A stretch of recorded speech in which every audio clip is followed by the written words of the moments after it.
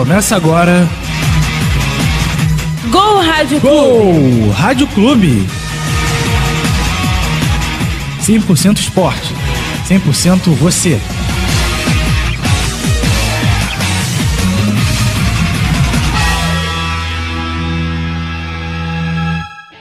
Chá comigo! Olá para você que nos acompanha pelo RádioTube, pelo YouTube. Está começando o Gol Rádio Clube, resenha dos fatos esportivos do Brasil e do mundo. Este programa é gravado no Audiolab, laboratório de áudio da Faculdade de Comunicação Social da UERJ, sob a supervisão do professor Marcelo Kishnevski. E o programa de hoje é especial, pois teremos a retrospectiva do Gol Rádio Clube, com os fatos mais importantes do esporte no ano de 2012. Vamos ao alô dos integrantes da equipe, começando por Felipe Bruno. Fala, Diedro, beleza? Beleza, e aí, animado pra retrospectiva? Tô animado, só mandaram perguntar onde é que tá tua voz. A minha voz está aqui. É que sumiu tua voz, hein? Eu ouvo a minha voz. Eu ouvo a minha. Eu estou me ouvindo. Inclusive, muito bonita. Vai ter o Sérgio Chapelin na retrospectiva. Sérgio Chapeleta. Os momentos mais importantes. Vamos seguindo o alô de Leandro Soares. Deixa comigo da galera, beleza? Beleza. Você tá meio triste hoje, né? Não, tô feliz. É porque daqui a pouco uma pessoa especial vai chegar aí. Tá certo, então. Você é Luiz Felipe França? Não. Por que você faz isso, Dó? Então, Ulisses Valentim, olá pra você, Ulisses. Olá, Diego, tudo bem? Último programa do ano, é isso aí, ritmo de festa. Ritmo de férias. É isso aí. Vamos férias grandes, por sinal, né? E aí, não, nem tão grandes. É isso aí. Mas enfim, a gente vai tirar quase um mês e isso é muito bom, mas durante esse um mês teremos reestruturações, teremos reorganizações, teremos mudanças de perfil e por aí vai. Ó, eu tenho ideia, você coloca ali um copo estilo aquele do Domingo Legal que a mulher dançava, coloca a mulher pra dançar ali. A tacinha do Sabadão Sertanejo. Não, mas também tinha no... Nossa, horroroso. Você lembra do Sabadão Sertanejo? Lembro. Não era isso horroroso esse programa. Não que tinha no intervalo as fases do Chico Xavier? Isso. Esse era sábado à noite? Sábado à noite. Depois virou só sabadão. Aparecia lá a frase dizendo... Os mortos. Essa não tinha essa galera. Não era essa frase não, aparecia lá uma frase, sei lá, Meu comigo tempo. Chico Xavier. É mais ou menos isso. Mas então vamos seguindo com o programa.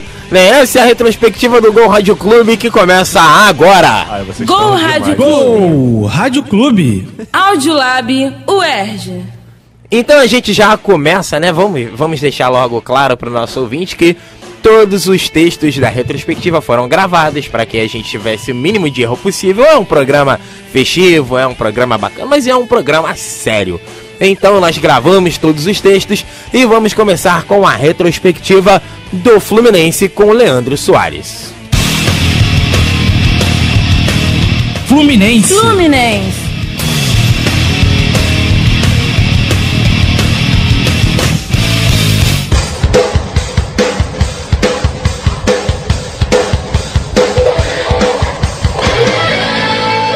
O ano começou bem para o futebol tricolor. Na Copa São Paulo de Futebol Júnior, o time chegou às finais, mas perdeu o título para o Corinthians. Destaque para o excelente desempenho do atacante tricolor Marcos Júnior.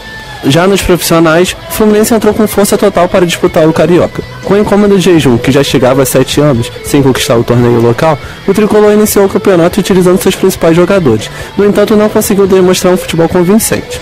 Mesmo com atuações fracas, o tricolor classificou para enfrentar o Botafogo na semifinal do campeonato. O clássico vovô terminou em empate por 1-1, e a decisão foi para os pênaltis. Com duas excelentes defesas, Diego Cavalieri iniciava o seu ano maravilhoso. Já na final contra o Vasco, o tricolor voltou a demonstrar um bom futebol e ganhou o time Cruz Maltino por 3-1. Campeão do primeiro turno e com a vaga segurada na final do campeonato, o Fluminense poupou para a Libertadores e fez uma campanha irregular na Taça Rio. Despretensioso no Carioca, o tricolor ficou de fora das semifinais do segundo turno. Já contra o Botafogo na grande final, o Fluminense goleou o Alvinegro por 4-1, jogando de forma brilhante. Destaque para Deco, Thiago Neves, Rafael Sobis e Fred. Já com a taça na mão, o tricolor administrou o resultado no segundo jogo e conquistou seu 31º título carioca. Já pela Taça Santander Libertadores, o Fluminense passou fácil na fase de grupos, com destaque pela vitória em cima do Boca Juniors em La Bombonera. Mesmo com a melhor campanha na fase de grupos, o tricolor enfrentou o poderoso Internacional de Porto Alegre, de Oscar e Leandro Amion, pelas oitavas de final da competição. No jogo de ida, o Flu conseguiu arrancar o empate por 0-0 no Beira-Rio. Já no Engenhão, o time carioca ganhou de virada por 2-1, o time gaúcho. Destaque para o atacante Fred, que decidiu mais uma vez para o time das Laranjeiras.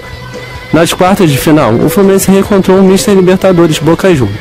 Diante do time argentino, o Flu não teve o mesmo sucesso da primeira fase e perdeu por 1-0 em La Bombonera.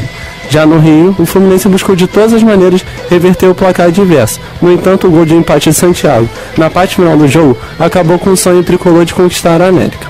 Já eliminado da Libertadores, o Fluminense focou totalmente no brasileiro. Embora tenha disputado os primeiros jogos com os jogadores reservas, o forte elenco tricolor conquistou importantes vitórias. Assim, o time carioca foi se mantendo sempre na parte de cima da tabela, com uma tática eficaz e inteligente. O Flu aproveitava os erros dos seus adversários e construía o resultado. Mesmo vendo o Atlético Mineiro realizando uma excelente campanha no primeiro turno, o Fluminense não desanimou e cada vez mais se aproximava da liderança. Com a queda de rendimento do time mineiro, o Fluminense emplacou uma boa sequência de vitórias e alcançou a liderança do Brasileirão, depois de vencer o Santos dentro de casa. Com uma incrível regularidade, o time tricolor foi se mantendo no topo da tabela. Destaque para as importantes vitórias fora de casa conquistadas, tais como contra o Internacional, Corinthians e o êxito no Fla-Flu Centenário. Diante dos bons resultados, o tricolor conquistou de forma antecipada seu quarto título brasileiro.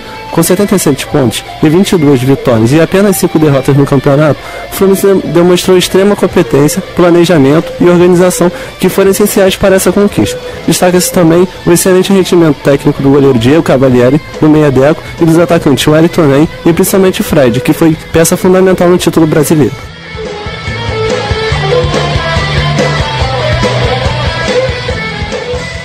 Rádio Clube. Gol Rádio Clube. 100% esporte. 100% você. Essas aí as notícias do Fluminense nesse ano de 2012. Algo a destacar do Fluminense? Foi um... Ai, que sono. Diego, foi um ano quase perfeito pro Fluminense, né? Com a conquista do Carioca, já que vinha de um jejum de 7 anos, e a conquista impecável do brasileiro. Faltou a Libertadores Só pra faltou a tríplice coroa, né? Faltou. E aquela eliminação foi com requintes de crueldade, né? Sim, Aquele gol do sim. Santiago Silva no final do jogo. O Inter com o Boca não jogando nada, acho que foi um lance, um lance episódico do jogo, que aquele bate-rebate, a bola acabou sobrando pro Santiago Silva e ele fez o gol. Que não, cabe também lembrar da vitória em cima do Internacional, né? Aquele jogo 2-1 no Engenhão. A vitória contra o Boca na primeira fase da Libertadores. Sim. Vai ter isso aí, coisas de Libertadores da América, né? Só faltou mesmo a Libertadores para ser a cereja do bolo do Fluminense, que conquistou de forma épica esse Campeonato Brasileiro. Campanha que tem muita gente que acha que o Fluminense não jogou tão bem, mas foi eficiente na sua forma de atuar, mas faltou só a Libertadores para ser um ano completo. Não, com certeza. O Fluminense teve praticamente uma exibição desse Campeonato Brasileiro, como o São Paulo fez no tricampeonato deles. E o próprio Corinthians, já. Realmente. O Fluminense, mesmo quando não jogava bem, conseguiu o resultado. Isso é muito importante para a equipe que quer ser campeã. Só que abriu a porteira de derrota, né? Porque acho que antes do campeonato acabar teve 3 derrotas e no final das últimas 2 semanas 5 derrotas. fechou com 5, né? E não conseguiu bater o recorde, né, de São Paulo.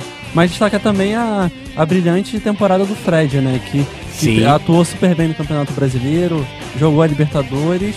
E no Brasileirão não tem o que falar, né? Ele foi a principal peça do Fluminense. É o melhor atacante do Brasil na atualidade. Realmente, Com foi certeza, bem regular. voando. Foi bem regular no campeonato.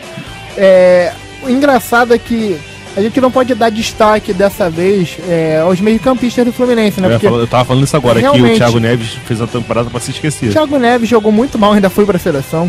O Deco se machucou muito também. O Wagner, que foi contratado, não jogou bem. Mas Acho que o melhor meio-campista do Fluminense no ano foi o Jean. O Jean também fez um excelente Uma grata campeonato. surpresa, por sinal, né? Porque ele veio pra compor elenco. Era reserva do São Paulo, veio pro Fluminense e se destacou, né? Chegou como reserva e aos pouquinhos foi acabando salvando o time titular. E é óbvio que a gente tem que falar também da atuação do Diego Cavalieri, né? Que foi claro. o Cavalieri. Sim. O grande goleiro do ano de 2012 no futebol brasileiro. Com certeza. Quiçá o futebol mundial.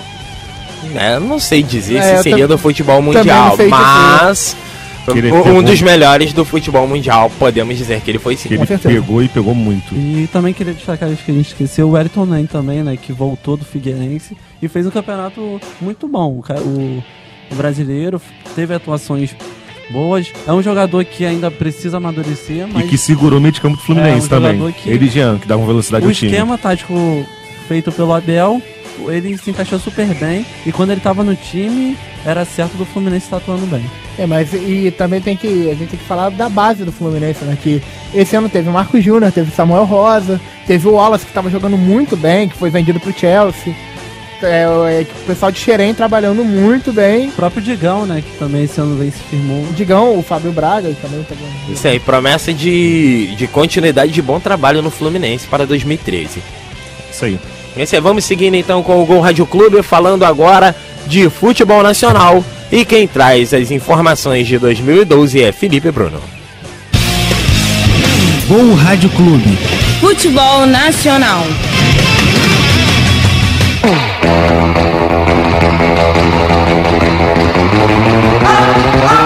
No mês de janeiro, quando o futebol profissional está de férias, a garotada de todo o Brasil correu atrás da bola na Copa São Paulo de Futebol Júnior. A competição, que contou com 96 times, teve como campeão o Corinthians, que derrotou o Fluminense pelo placar de 2-1.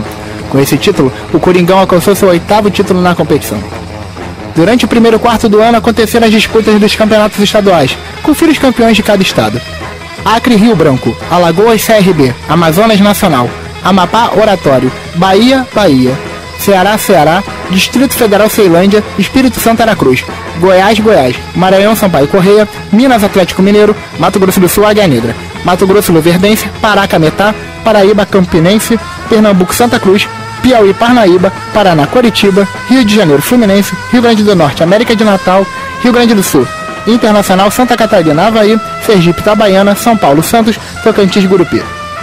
Entre março e julho desse ano, aconteceu a segunda competição mais importante do calendário brasileiro. A Copa do Brasil reuniu 64 times de todos os estados. Destaque para a equipe do Palmeiras, que venceu o Coritiba na final do campeonato. No primeiro jogo por 2-0 na Arena Barueri, e no segundo jogo o empate por 1-1 no Couto Pereira confirmou o título do Alviverde pela segunda vez. Além do Botafogo, duas equipes cariocas disputaram a competição. O Boa Vista foi eliminado na primeira fase para o América Mineiro, e o Madureira também não passou da primeira fase, sendo eliminado para o Criciúma. A competição mais importante da América do Sul movimentou 6 clubes brasileiros. A Libertadores da América, além de contar com Flamengo, Fluminense e Vasco, contou com participações do Internacional, do Santos e do Corinthians, que se sagrou campeão em cima do Boca Juniors, empatando o primeiro jogo por 1-1 em La Bombonera e ganhando por 2-0 no Pacaembu. A conquista desse título inédito credenciou o Corinthians para disputar o Mundial Interclubes da FIFA no Japão. O Internacional foi eliminado da competição pelo Fluminense nas oitavas de final e o Santos caiu na semi para o campeão Corinthians. E na metade final do ano, a paixão do torcedor se aflorou com o início do Campeonato Brasileiro. Na Série A não teve jeito e o Fluminense se sagrou campeão com 4 rodadas de antecedência. O Atlético Mineiro foi o segundo colocado. O Grêmio terminou o campeonato em terceiro, garantindo vaga para a pré-Libertadores. Fred foi o artilheiro da competição com 20 gols. Caíram para a Série B o Sport Recife, Palmeiras, Atlético Goianiense e Figueirense. Já na Série B, quem se sagrou campeão foi o Goiás. O segundo colocado foi o Criciúma e em terceiro ficou o Atlético Paranaense. Quarto colocado e último a alcançar a promoção à Série A foi o Vitória. Rebaixados foram CRB, Guarani, Ipatinga e Barueri. Na Série C, o campeão foi o Oeste de Itápolis, que venceu na final da competição Icasa, que também garantiu sua classificação para a Série B. Subirão também o Paysandu e o Chapecoense. Das equipes cariocas na disputa, o Madureira não chegou às fases de playoff. O Macaé foi eliminado pelo Paysandu nas quartas de final e o Duque de Caxias foi eliminado pelo Icasa também na mesma fase. Rebaixados na competição foram o Salgueiro, o Guarani de Sobral, o Santo André e o Tupi. Na Série B, quem se sagrou campeão foi o Sampaio Correia. O vice-campeão foi o Craque de Goiás. Foram para a Série C também o Baraunas e o Mojimirim. Deixada de lado algumas vezes, a Copa Sul-Americana movimentou o segundo semestre do futebol brasileiro. Na primeira fase da competição, onde os brasileiros jogam entre si, o Palmeiras eliminou o Botafogo, o Grêmio eliminou o Coritiba, o São Paulo eliminou o Bahia e o Atlético Goianiense eliminou o Figueirense. Nas oitavas de final, o Atlético Goianiense foi eliminado pela Universidade Católica. O Palmeiras foi eliminado nas oitavas de final também para o Milionários da Colômbia, que também eliminou o Grêmio nas quartas de final. O São Paulo sagrou-se campeão da competição, eliminando respectivamente a LDU de Loja nas oitavas de final, a Universidade do Chile nas quartas, a Universidade Católica nas semifinais e o Tigre da Argentina na final. Final conturbada no segundo jogo, em que a equipe argentina não voltou para jogar o segundo tempo, após estar perdendo por 2-0 no Morumbi e alegar que foi agredida por policiais militares e seguranças do tricolor. A seleção brasileira teve 14 amistosos oficiais no ano de 2012. O retrospecto não foi dos piores, com 10 vitórias, 1 empate e 3 derrotas. Durante o ano, também aconteceu a disputa do Torneio Olímpico de Futebol, em que a seleção foi medalha de prata após perder para o México. Porém, esse retrospecto não foi suficiente para que o treinador Mano Menezes permanecesse no cargo. Para o lugar de Mano Menezes, a CBF anunciou a volta de Luiz Felipe Scolari, campeão com a seleção na Copa de 2002. A contratação foi criticada pela imprensa e torcedores, já que Filipão, mesmo sendo campeão da Copa do Brasil esse ano com o Palmeiras, também contribuiu para o descenso do clube na Série A. Também indicado para o cargo de coordenador técnico foi o ex-treinador Carlos Alberto Parreira.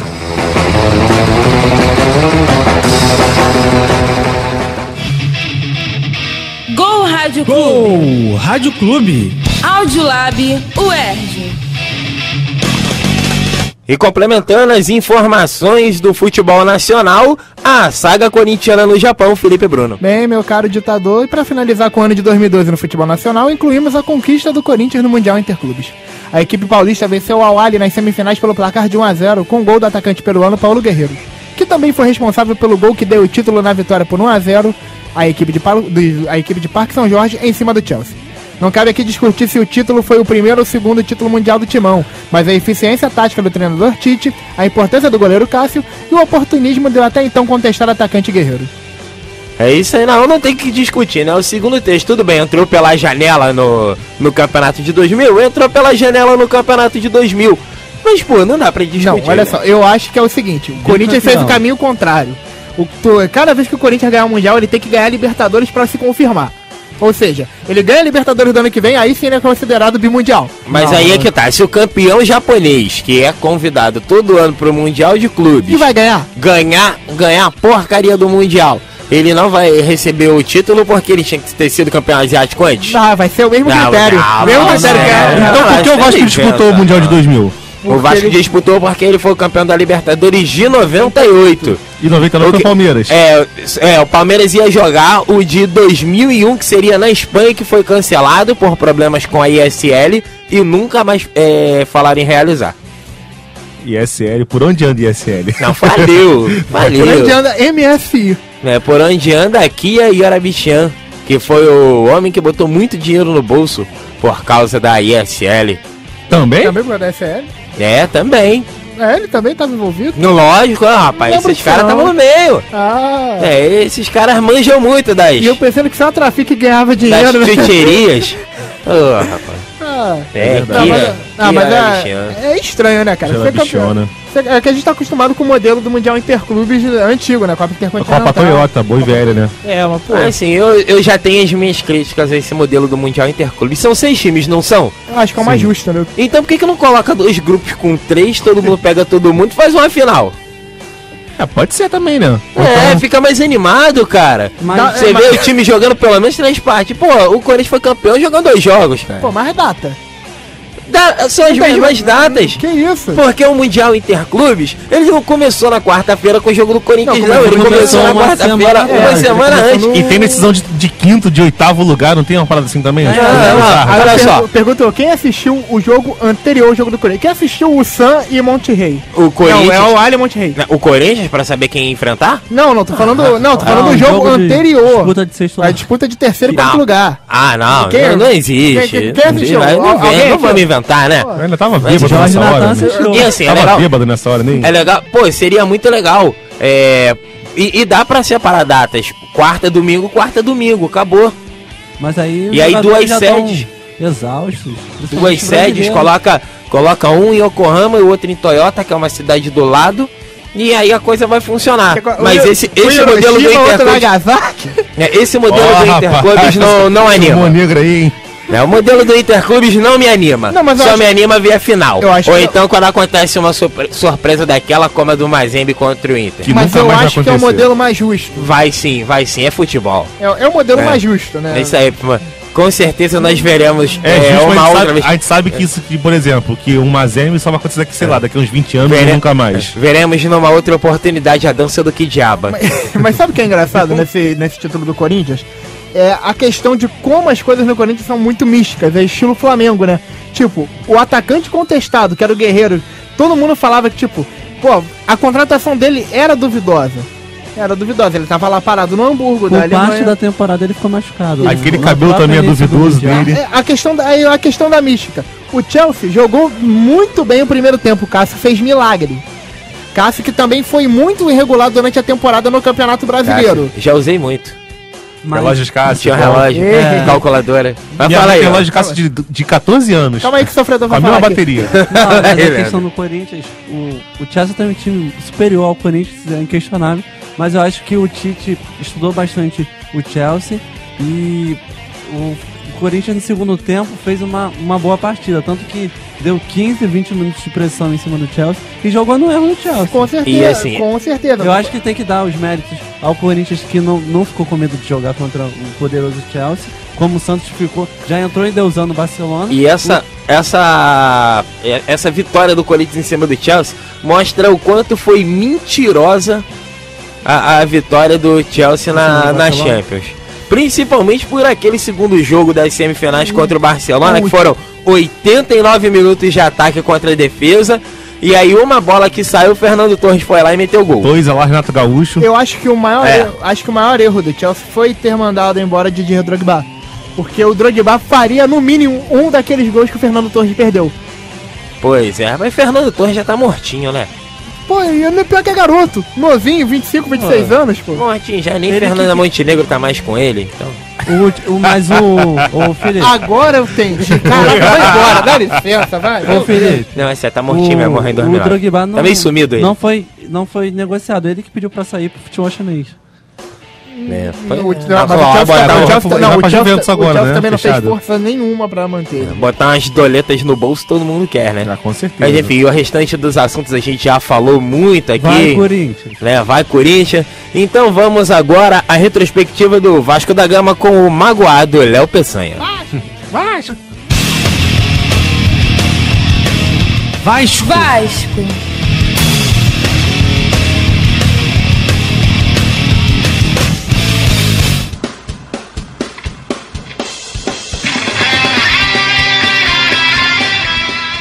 Retrospectiva 2012. Os fatos que causaram o enfraquecimento político do presidente Roberto Dinamite. Uma das poucas alegrias que o time do Vasco proporcionou à sua imensa torcida no ano foi a dupla eliminação dos Urubus no Estadual 2012.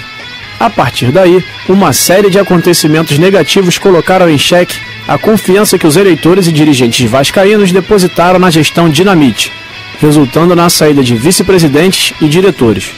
A morte súbita do menino Wendel, que participava de uma peneira no CT da base em Itaguaí, foi o prenúncio de uma temporada desoladora. Salários sempre atrasados. O episódio da saída do jogador Bernardo, recém-adquirido pelo clube e xodó da torcida. Jogadores importantes como Alain, Rômulo, Fagner e Diego Souza vendidos sem reposição à altura. O pedido de demissão de Cristóvão Borges. A exposição causada pelo episódio da falta d'água. E o que falar do caso Frank Assunção. Eliminado em todas as competições que disputou no ano, o time se mostrou impotente diante de equipes consideradas teoricamente superiores na temporada, como Corinthians, Atlético Mineiro e Fluminense.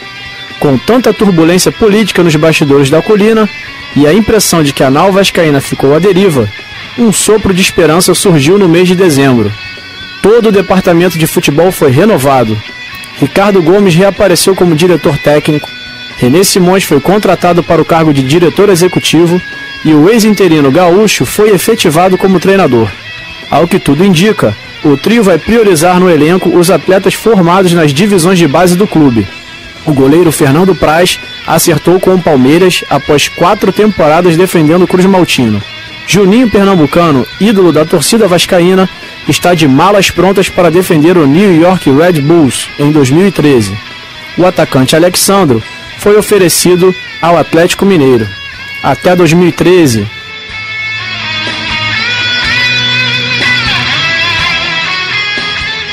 Gol Rádio Clube. Gol Rádio Clube. Audiolab UERJ.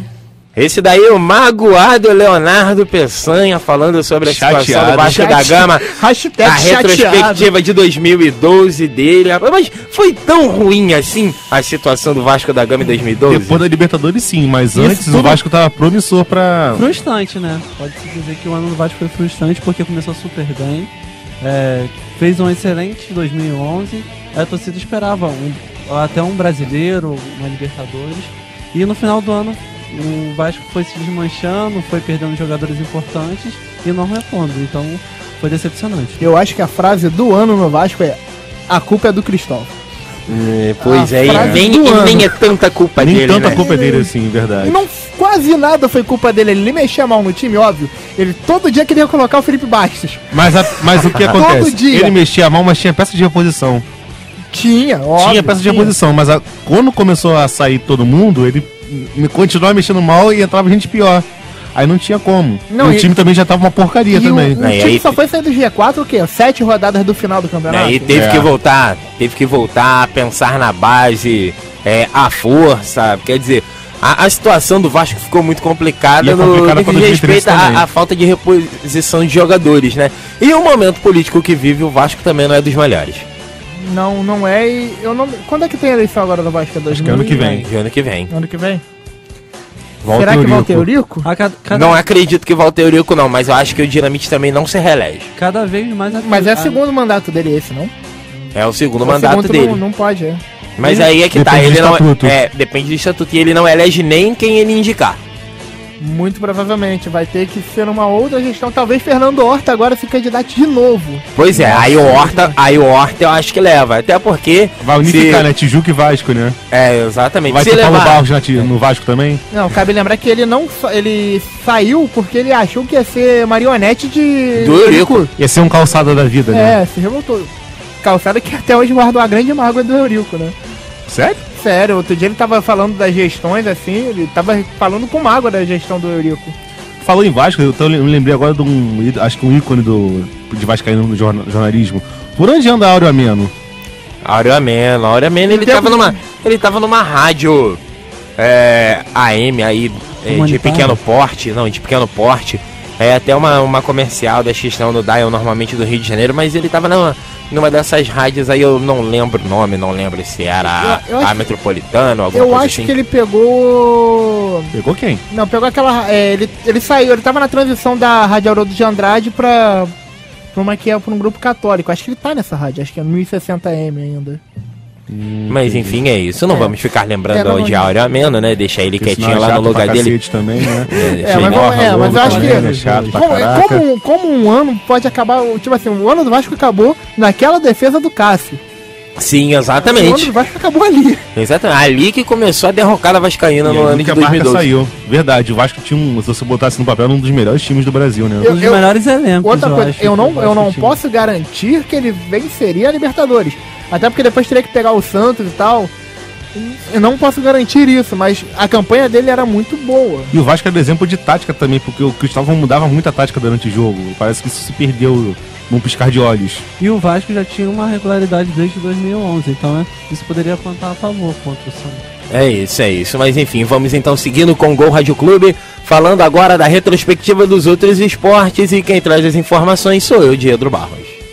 Diedro Barros!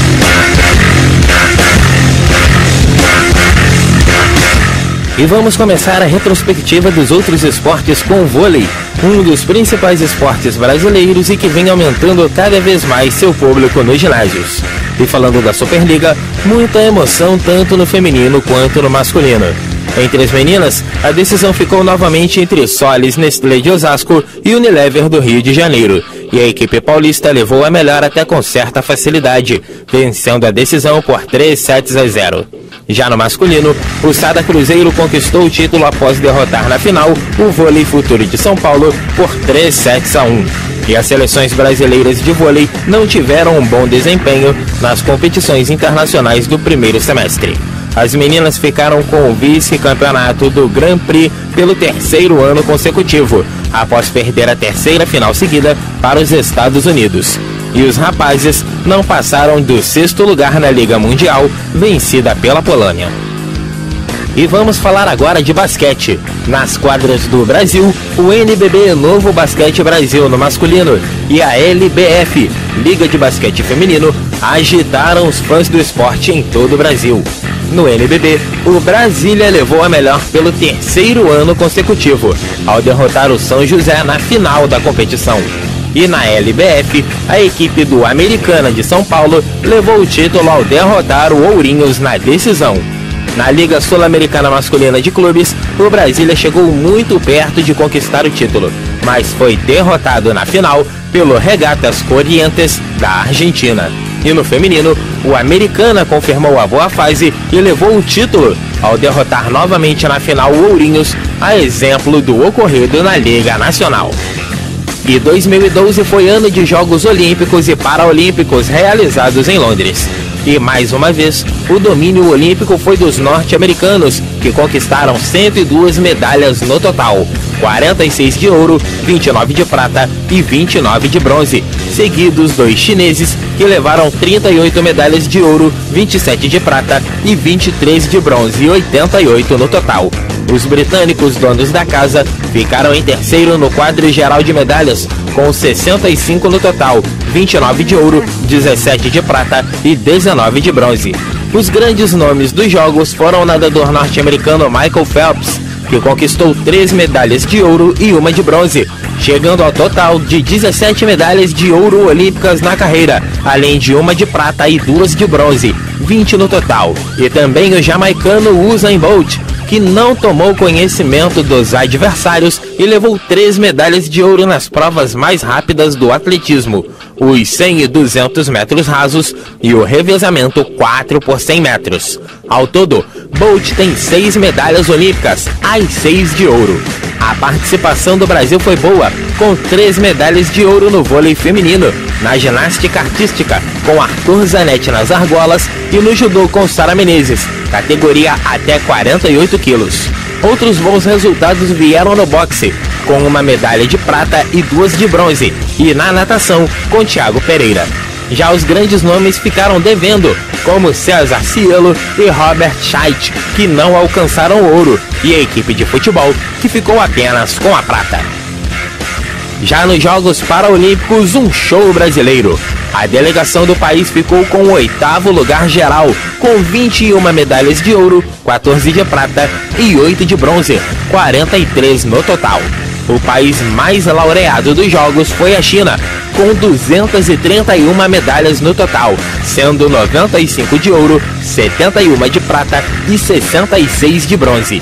Dentre os resultados brasileiros, algumas confirmações de domínio, como na natação, modalidade em que Daniel Dias conquistou 6 medalhas de ouro, e no futebol de 5, onde a seleção conquistou o tricampeonato da competição, e boas surpresas, como o ouro do velocista Alan Fonteles nos 200 metros rasos, desbancando ninguém menos do que o sul-africano Oscar Pistorius, grande nome do atletismo paraolímpico. Tanto Daniel Dias quanto Alan Fonteles estão na disputa pelo Prêmio Laureus, considerado o Oscar do esporte. Na Fórmula 1, uma das melhores temporadas de todos os tempos, do início ao fim. Com 7 vencedores diferentes nas 7 primeiras etapas, o campeonato se mostrou aberto e equilibrado, mas a partir da segunda metade, a disputa ficou entre os 2 melhores pilotos da atualidade, o espanhol Fernando Alonso da Ferrari e o alemão Sebastian Vettel da Red Bull.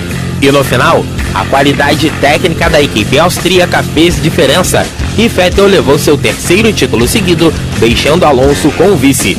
A destacar na temporada 2012, a volta às vitórias das equipes Williams, com o venezuelano Pastor Maldonado, e da Lotus, com o finlandês Kimi Raikkonen, um dos destaques do ano.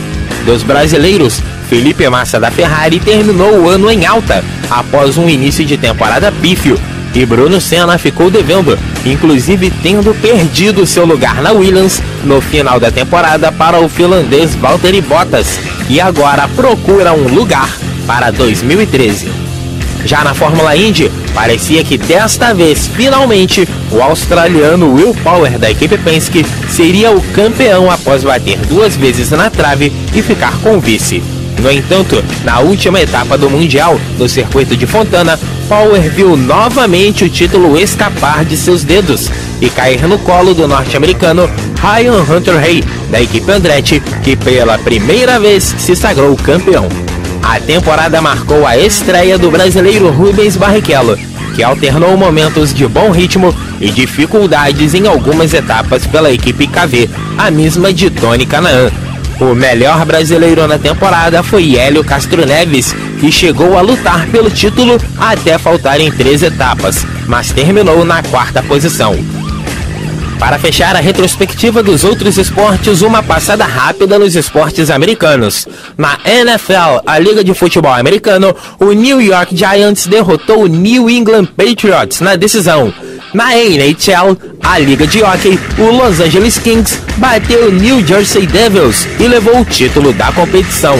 E na NBA, a Liga de Basquete, o Miami Heat chegou ao título após bater na decisão o Oklahoma City Thunder por 4-1 na final.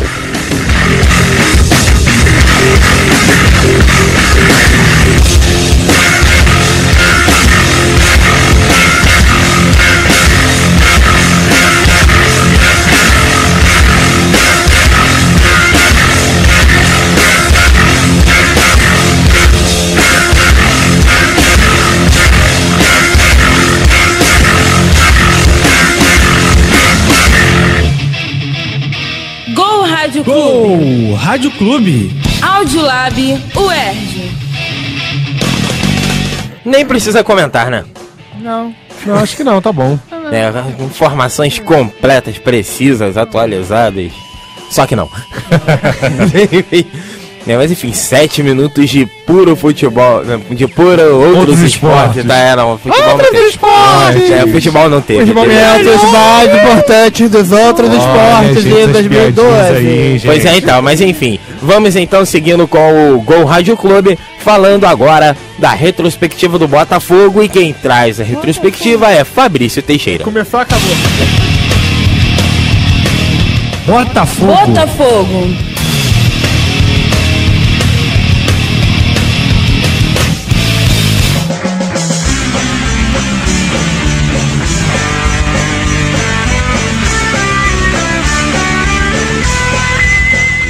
O ano de 2012 não começou muito bem para a torcida alvinegra. Na Copa São Paulo de Futebol Júnior, a maior competição de juniores do Brasil, os garotos do Botafogo perderam por 3-1 para o Vitória da Bahia e deram adeus à competição, ainda na segunda fase. Logo na primeira competição do futebol profissional, o time foi eliminado na semifinal da Taça Guanabara para o Fluminense. Na Taça Rio, o Bota passou pelo Bangu na semifinal e conquistou o título em cima do Vasco, vencendo o Cruz Maltino por 3-1.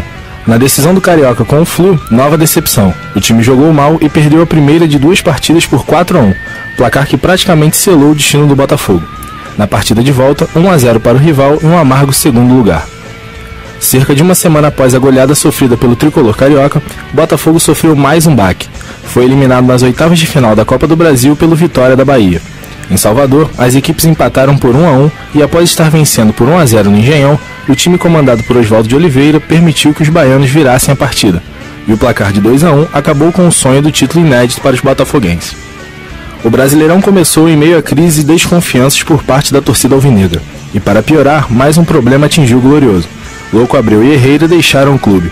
Abreu vinha amargando o banco de reservas e estaria insatisfeito com a maneira com que o clube o vinha tratando, aceitando a proposta do Figueirense para jogar o Brasileirão. Já Herrera assinou por 3 temporadas com o Emirates Futebol Clube, dos Emirados Árabes.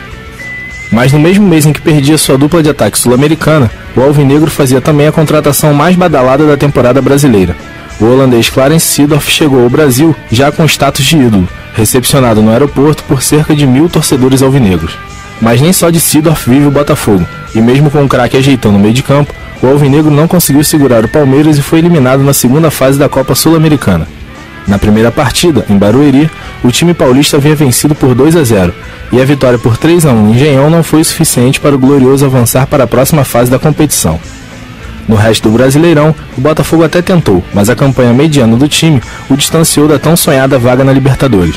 O Botafogo terminou a competição em 7º lugar, com 55 pontos, 15 vitórias, 10 empates, 13 derrotas, 60 gols marcados, 50 sofridos. totalizando 48% de aproveitamento na competição. O artilheiro do time foi o meia Elkson, com 11 gols. Gol Rádio Clube. Gol Rádio Clube. Audiolab UERJ. Essas aí as informações do Botafogo, a retrospectiva do clube no ano de 2012.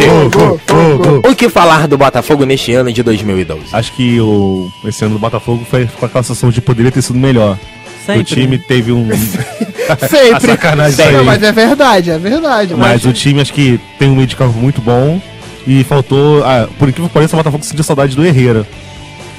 Pois é. Eu acho que cabe que salientar o seguinte: ninguém esperava que o Seedorf ia jogar todo esse futebol. Eu acho que o Botafogo, acho que a vitória do Botafogo esse ano foi a contratação de Seedorf. Seedorf foi uma contratação de risco, né? Eu acho que o Botafogo acertou na posição do Seedorf, mas errou no planejamento quando emprestou o Locabel pro Figueirense e vendeu o Herrera. E não trouxe jogadores à altura. Como não? Rafael Marques. O Botafogo jogou 4 meses sem atacante. Então eu acho que o Botafogo poderia ter conquistado até uma vaga na Libertadores se tivesse feito um planejamento melhor. Sim. Também contou com a lesão do Marcelo Matos, que era o xerife do meio campo. Mas depois teve soube recuperar, que veio um moleque da base, o Jadson. Mas aí veio o Lodeiro também foi uma ótima contratação. O jogador no videogame é bom também. Que é titular, né? O volante também que tá atuando. Na verdade o Lodeiro é aquele tipo de jogador que é o coringa de todo técnico, é aquele jogador que todo técnico gosta. Engraçado que o Lodeiro no videogame é meio atacante, né? Mas a posição original dele é meio atacante, mas o Oswaldo de Oliveira coloca o Lodeiro aonde ele quer. Não, também com o Felipe Gabriel foi assim, né? Felipe Gabriel jogou de segundo volante no outro jogo e destruiu contra o Vasco, né? No Campeonato Carioca. Felipe Gabriel na final da Taça Rio, se eu não me engano, contra o Vasco da Gama, ele jogou de lateral esquerdo.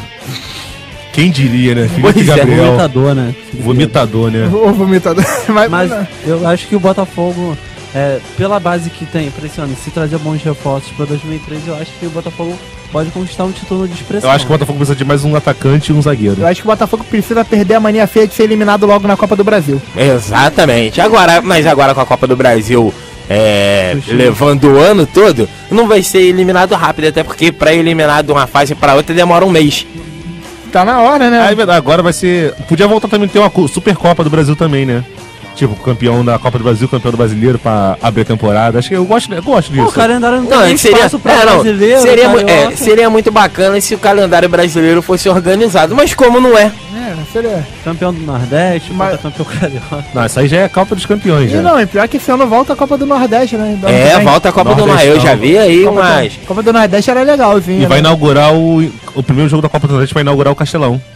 É isso. Realmente. Agora já em janeiro, se eu não me engano. Castelão que vai ter os mesmos modos da Allianz Arena, né? Vai mudar de cor, dependendo do jogo. Vai ser tipo aquele galinho que quando tá frio muda de cor, quando tá calor... É igual a cerveja. Que beleza. Passou de zero e muda, fica azul. Meu Deus. Pois é, mas aí vai mudar de cor, como tem uma tecnologia lá, ou vai ter um caboclo pintando estádio? Vai ser bonito. Né? Pinta aí de lado. Pera aí, Vai, José! Muda! Tá certo, então vamos seguindo com o Rádio Clube, vamos à retrospectiva do futebol internacional. E quem traz as informações é o Luiz Felipe França. Gol Rádio Clube. Futebol internacional.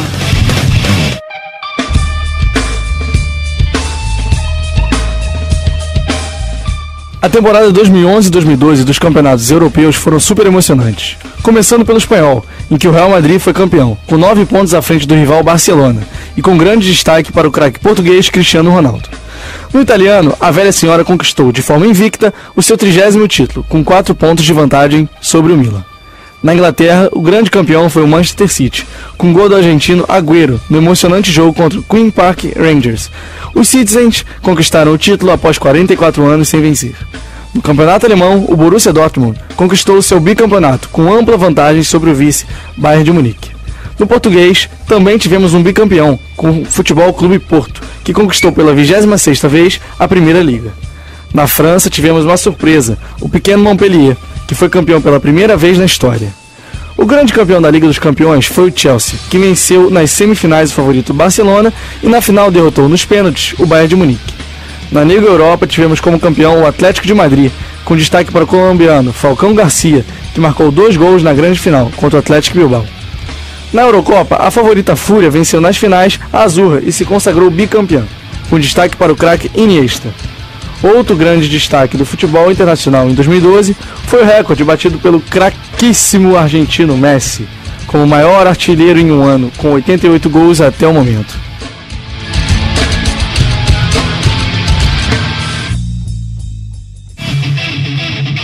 Gol Rádio Clube. Gol Rádio Clube. Audiolab UERJ.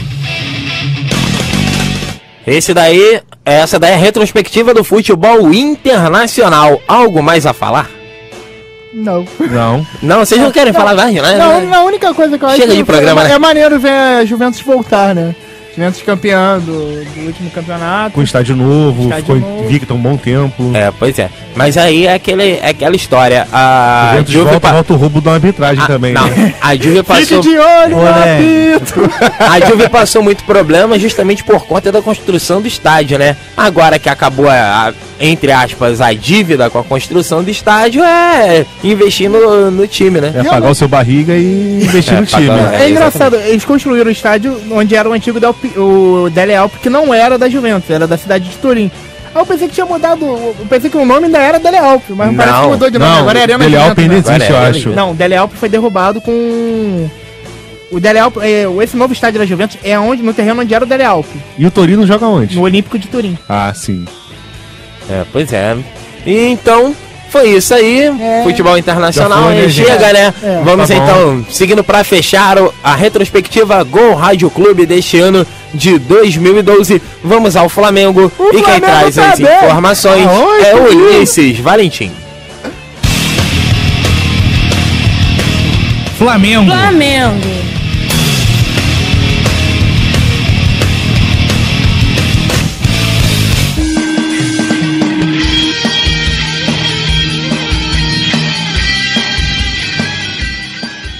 O ano de 2012 é para qualquer torcedor rubro-negro esquecer e apagar do seu histórico, pois nas competições que disputou o time da Gávea fez papel de figurante e despediu-se melancolicamente de quase todas, o que não faz jus à história vencedora do clube.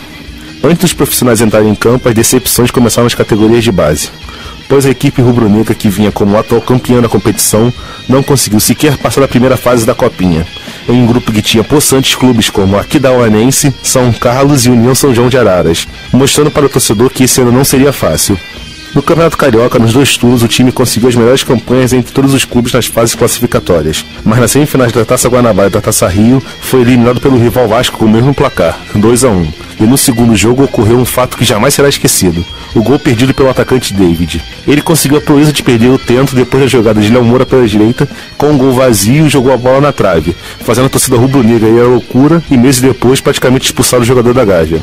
Depois disso, o Flamengo viu o Fluminense conquistar mais um título carioca e diminuir a diferença na contagem geral dos campeonatos cariocas. A disputa agora está em 32-31 para o rubro-negro. Ao mesmo tempo que disputava o Cariocão, o Mengão foi para mais uma odisseia na Copa Libertadores. E mais uma vez, a missão na América foi falha.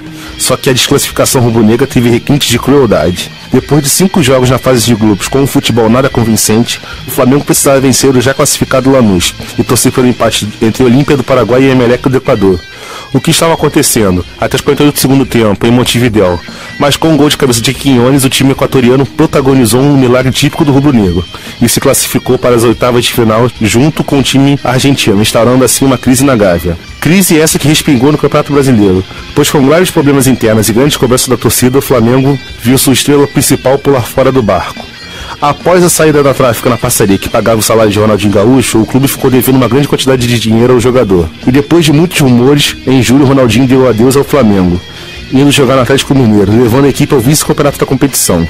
Fato que calou a boca de seus críticos, que falavam que ele não renderia mais se saísse do Flamengo, onde tinha algumas regalias. Mas não foi só essa crise que explodiu no ruminho do Urubu. O imperador Adriano teve mais uma chance de recuperar sua carreira. Após uma passagem tumultuada pelo Corinthians, onde em mais de 6 meses no clube jogou apenas 3 partidas e marcou apenas um gol, ele retornou à Gávea como estátua de salvador da pátria do elenco rubro-negro. Mas de Salvador, em pouco tempo o jogador virou vilão. Seguindo a rotina de faltas e treinos e noitadas em disciplina, Adriano durante muitos dias estampou as capas das sessões de fofoca dos jornais cariocas, manchando ainda mais a imagem da equipe em 2013. O resultado de tudo isso foram promessas e mais promessas da reestreia do jogador, com a camisa do Flamengo, fato que não aconteceu. E com isso, a equipe do Flamengo foi acumulando maus resultados no Campeonato Brasileiro, e um fantasma começou a assombrar a equipe rubro-negra, o rebaixamento. O time enfrentou várias vezes com a temida zona do rebaixamento, mas em nenhum momento entrou no Z4 e conseguiu se livrar das possibilidades de descenso apenas na penúltima rodada do Brasileirão, no jogo contra o Náutico. Na classificação final do campeonato, o Flamengo ficou na 11ª colocação, com 50 pontos, 12 vitórias, 14 empates e 12 derrotas. O artilheiro da equipe foi Wagner Love com 13 gols. Mas depois de tanta coisa ruim, parece que o torcedor pode esperar coisas boas para o ano de 2013.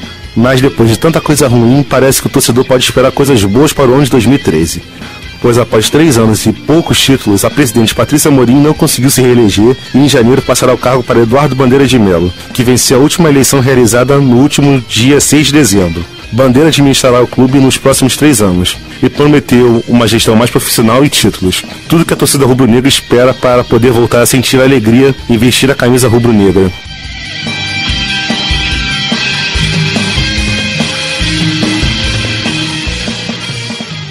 Gol Rádio Clube. Gol Rádio Clube. 100% esporte. 100% você.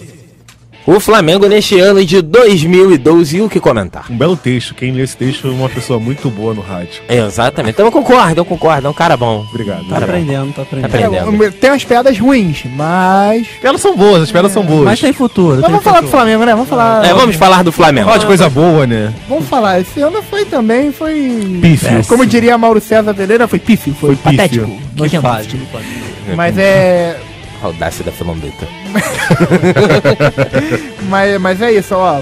Pô, já começou mal com a saída do Vanderlei. Com o Joel sendo demitido. Thiago Neves saindo no começo da temporada. Thiago Neves saindo. Contratou mal. Tipo, pensando que o Ibson ia render muito. Não rendeu nada. O Flamengo tem que acabar com essa mania de repatriar jogadores. Que, flamenguista tem que jogar lá. Eu acho que isso tá errado. Depende do jogador também, né? Alguns dão certo, outros não. O Pet deu certo, mas o Ibson não deu certo, o Renato não tá dando certo. Mas o Renato... O Pet, mano, peraí, o Pet jogou um monte de time. O Pet nunca disse propriamente que é flamenguista. Ah, mas o Flamengo repatriou. Não, pegou ele quando ele tava sem clube. Não, o que eu tô falando é, por exemplo, o Adriano. O Adriano é flamenguista, não sei o que lá, vai jogar de graça com amor pelo time. Nem chegou a jogar.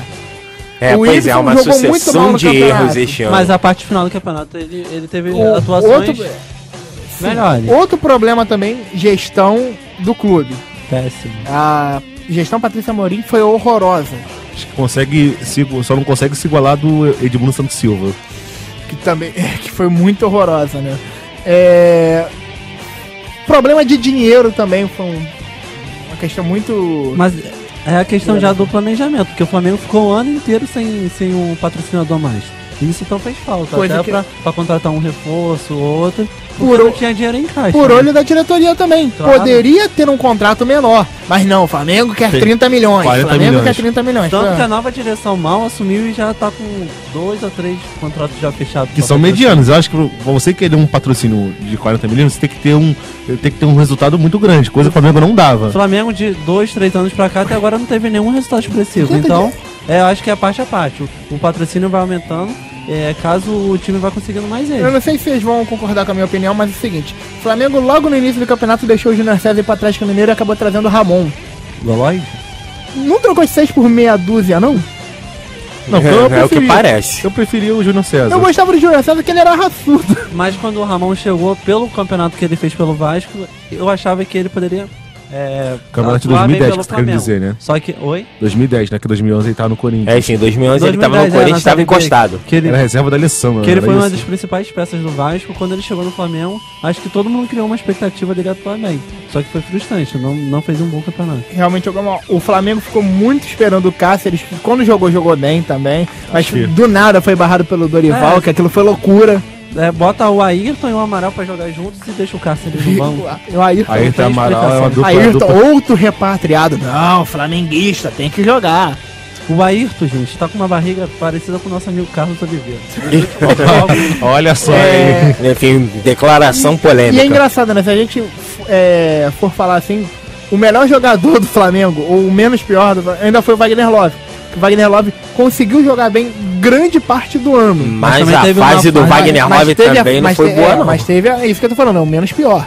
E ele teve 2 sequências de 8 jogos sem marcar, né? Pra mim, a grata... E perdendo gols que ele não tá acostumado a perder. Pra mim, a grata surpresa do ano é o Paulo Vitor.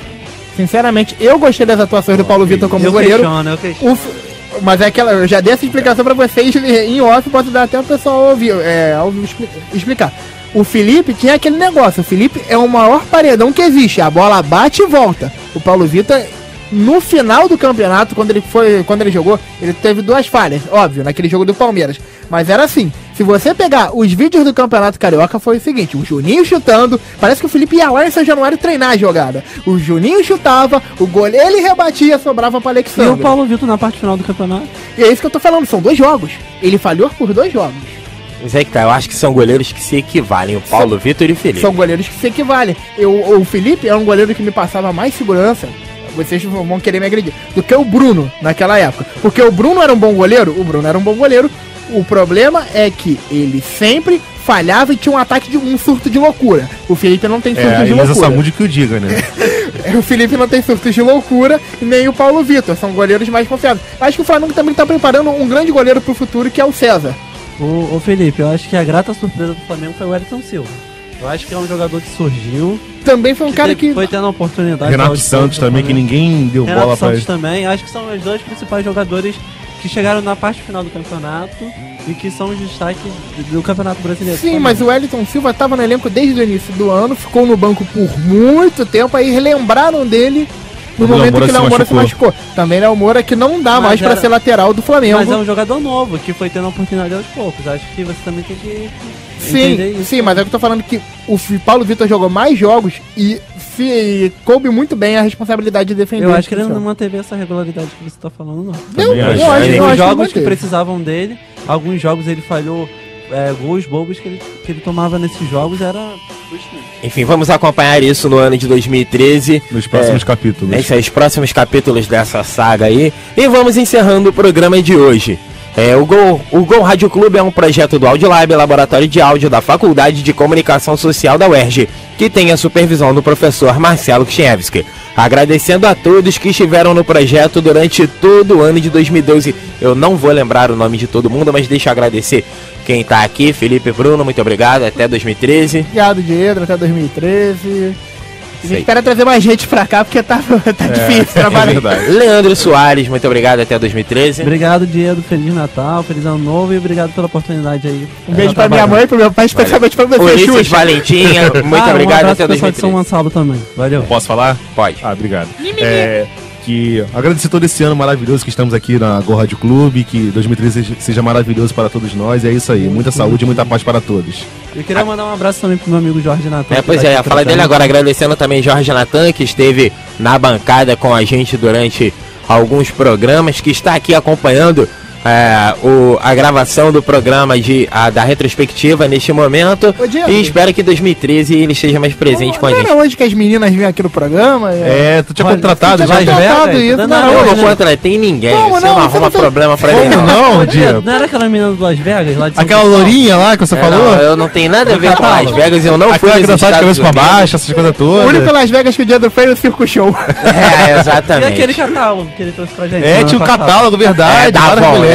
Tá bom, então tá bom. Não, da Milos, que tem sempre encerrando de fora. Encerrando, chega, acabou. Deixa eu mandar um beijo também pra uma pessoa. Ok. Roberta Pires. Olha só, tá bom então. Grande amiga Roberta Pires. Tá bom, então voltamos no dia 18 de janeiro de 2013. Valeu e um abraço. Você ouviu Gol Rádio Clube. Gol Rádio Clube. Um projeto do Audiolab, laboratório de áudio da Faculdade de Comunicação Social da UERJ. Coordenação professor Marcelo Kschnevski.